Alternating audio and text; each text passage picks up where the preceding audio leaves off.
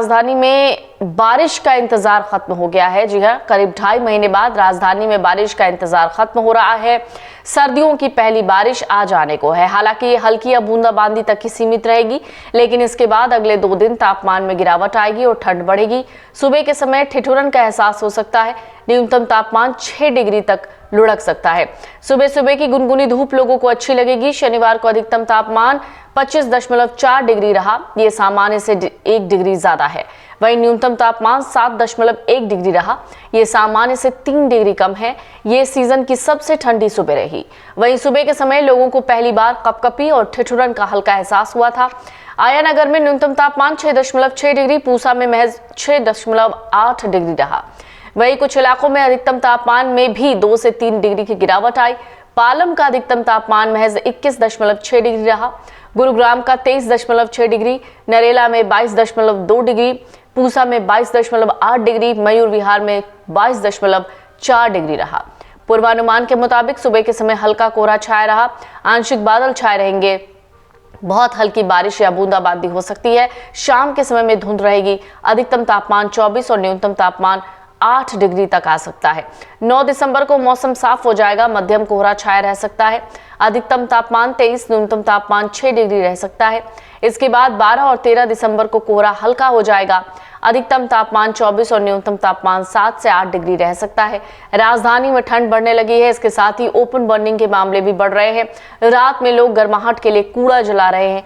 जनवरी और फरवरी में प्रदूषण की सबसे बड़ी वजह गाड़ियों के बाद ओपन बर्निंग होती है। अधिकांश RWA ने अपने सिक्योरिटी गार्ड्स को इलेक्ट्रिक हीटर नहीं दिए हैं। बीते कई सालों से लागू इस नियम के परिणाम अच्छे नहीं रहे। CAQM और दिल्ली प्रदूषण कंट्रोल कमेटी बार बार RWA से सिक्योरिटी गार्ड्स और सर्विस स्टाफ को हीटर देने की अपील कर रही है।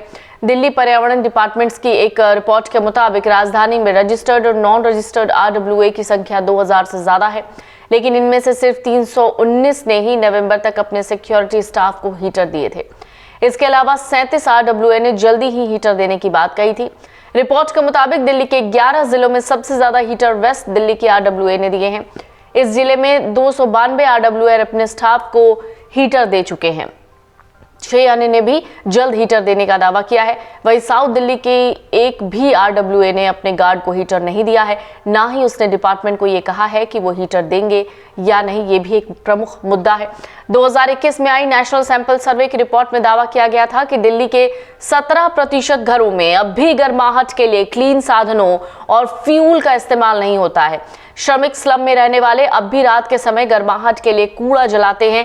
IIT दिल्ली के साथ मिलकर दिल्ली सरकार की रियल टाइम अपॉर्चमेंट स्टडी में भी सामने आया कि नवंबर 2022 से जनवरी 2023 तक बायोमास बर्निंग की हिस्सेदारी 24% रही।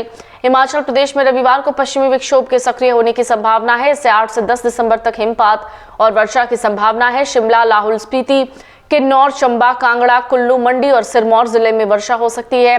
पश्चिमी विक्षोभ सक्रिय होने से ठंड बढ़ गई है। रात को न्यूनतम तापमान सामान्य से 6 डिग्री सेल्सियस कम चल रहा है। 3 जिलों लाहौल स्पीति, कुल्लू और किन्नौर में तापमान माइनस में पहुंच गया है, जबकि सबसे कम तापमान लाहौल स्पीति के ताबू में -8.9 डिग्री दर्ज किया गया है, जबकि सबसे ज्यादा तापमान ऊना में 25 डिग्री दर्ज किया गया है। अगर आप ये वीडियो YouTube पर देख रहे हैं तो हमारे चैनल को सब्सक्राइब कर बेल आइकन दबाएं और Facebook पर देख रहे हैं तो हमारे पेज को लाइक करें। 8 मिलियन प्लस सब्सक्राइबर, आपके इस भरोसे के लिए बहुत धन्यवाद।